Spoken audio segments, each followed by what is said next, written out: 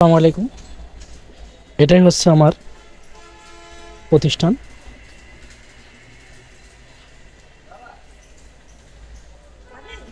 খুব ক্ষুদ্র থেকেই আমার ব্যবসা প্রতিষ্ঠানটা আজকে এই পজিশনে।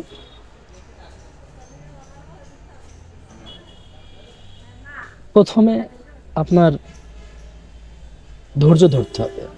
ধৈর্যের ওপরে কোনো কিছু নাই। ধৈর্য ধরলে ধৈর্যের একদিন ফল পাওয়া যায়। আমি খুব ধৈর্য সহকারে আমার ব্যবসাটা আমি পরিচালনা করে আসছি।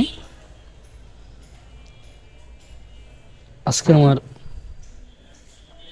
ব্যবসা প্রতিষ্ঠান এখানে এসে দাঁড়াইছে। ইচ্ছা আসছে সামনে আরো অনেক দূর এগিয়ে নিয়ে যাব। আপনারা পাশে থাকবেন। আশা করি আল্লাহর রহমতে আরো অনেক দূর এগিয়ে নিয়ে যাওয়া সম্ভব।